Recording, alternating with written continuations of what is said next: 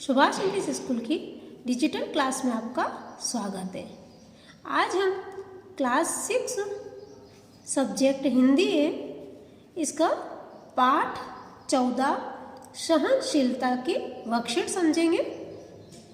पहला प्रश्न है, सही जोड़ी बनाइए। खंड क और ख।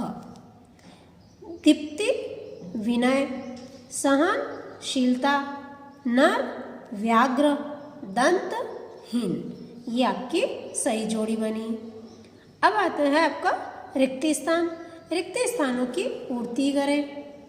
नर व्याघ्र को कहा गया है, व्याघ्र किसको कहा गया है? तो दुर्योधन को। रामचंद्र सिंधु के किनारे तक पथ मांग रहे थे, कितने दिनों तक? तो 3 दिन तक।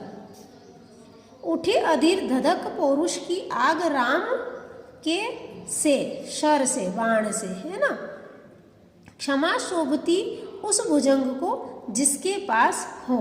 क्या हो जिसके पास? तो वो भुजंग क्षमा करने योग्य है, गरल, विष, है ना। अगला है, अति लघुत्तरीय प्रश्नों के उत्तर देना है। कौरवों ने कायर किसको समझा? तो कौरवों ने पांडवों को कायर समझा, है ना। कौरव हमेशा 5 भाई पांडवों को कायर समझते थे कि ये युद्ध नहीं करना चाहता है, इसलिए ये कायर है। क्षमा किसे शोभती है? तो क्षमा उसे शोभती है जिसके पास दम, ताकत, है ना। दम है, ताकत है, साहस है, उसे ही क्षमा शोभा देती है। अगला क्वेश्चन है, सिंधु से रास्ता किसने मांगा? तो सिंधु से रास्ता भगवान राम ने मांगा।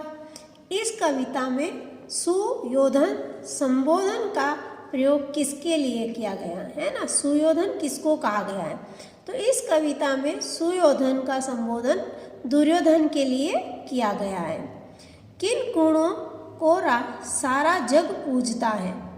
तो सहनशीलता, क्षमा और दया, तप और त्याग जैसे गुण, है ना, जो गुण है उनको सारा जग पूजता है। अगला है लघु उत्तरीय प्रश्न क। नर व्याघ्र का प्रयोग कवि ने क्यों किया है ना। नर व्याघ्र यानी मानव जाति में पशु का प्रयोग कवि ने क्यों किया है? तो कवि ने नर व्याघ्र का प्रयोग सुयोधन के लिए किया गया है। ये सुयोधन यानी दुर्योधन है ना, के लिए किया गया है। वह आदमी होकर भी जानवर जैसा बर्ताव, है ना, कर रहा था। उसमें मानवता नाम की कोई चीज नहीं थी, इसलिए कवि ने नर व्याघ्र का प्रयोग किया गया है। सागर किसके चरणों में आ गिरा और क्यों? है ना, समुद्र से जब भगवान राम ने उसको रास्ता मांगा था तो पूछ रहे हैं कि सागर किसके चरणों में आ गिरा और क्यों? तो सागर राम के चरणों में आ गिरा क्योंकि वह राम के क्रोध को देखकर डर गया। उसे लगा कि राम अपने बाणों से उसे जलाकर भस्म कर देंगे या सुखा देंगे, मेरा नाम और निशान मिटा देंगे, इसलिए वह डर गया था। क्षमा शोभती उस भुजंग को जिसके पास गरल हो। पंक्ति का भाव स्पष्ट कीजिए। तो उपरोक्त पंक्ति का शाब्दिक अर्थ है विष वाला सांप। अगर आपको नहीं काटता है तो इसका मतलब है कि उसके पास, है ना, उसके आप पर उपकार किया है, उसने आप पर उपकार किया है। यदि उसके पास विष है और दांत भी है और वो आपको नहीं काटता है तो ये सोच लो उसने आपके ऊपर उपकार किया है, आपको क्षमा किया। अर्थात क्षमा उस व्यक्ति को शोभा देती है ना, जो वीर है, ताकतवर है और कर्तव्यनिष्ठ है ना, वही क्षमा कर सकता है। कायर लोग क्षमा नहीं कर सकते। अगला है, सच पूछो तो शर में ही बसती है दीप्ति विनय की पंक्ति के माध्यम से कवि क्या कहना चाहता है? तो उपरोक्त पंक्ति के माध्यम से कवि यह कहना चाह रहा है कि वाणों में विनय का तेज भी निहित होता है। उसी के साथ कोई संधि चाहता है, उसी को लोग पूजते हैं और अंत में जीत भी उसकी होती है। जिसके पास ताकत होती है और वो विनय, सामने वाले की विनय सुन लेता है और संधि कर लेता है, तो वो जीत भी हो जाती है उसकी और वो पूजा भी जाता है कि इसने नरसंहार को रोक लिया है। कवि इस कविता के माध्यम से क्या संदेश देना चाहता है? तो क्षमा किसी सुपात्र को शोभा देता है। आप यदि किसी दुर्जन को क्षमा करते हैं तो वह आपको कमजोर समझेगा, है ना। क्षमा देने का अधिकार केवल सक्षम और शक्तिशाली को होता है। कमजोर क्या किसी को क्षमा करेगा? ये क्षमा के ऊपर लिखा गया है कि वीर पुरुष ही क्षमा कर सकता है, उसको माफ कर सकता है, कमजोर कभी नहीं करेगा।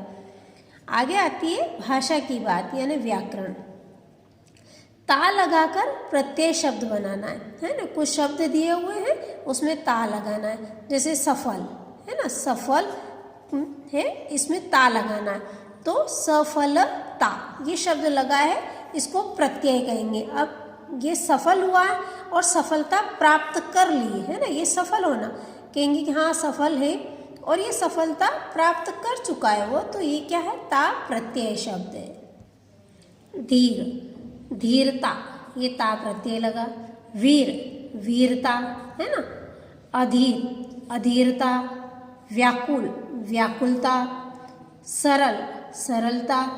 मधुर, मधुरता।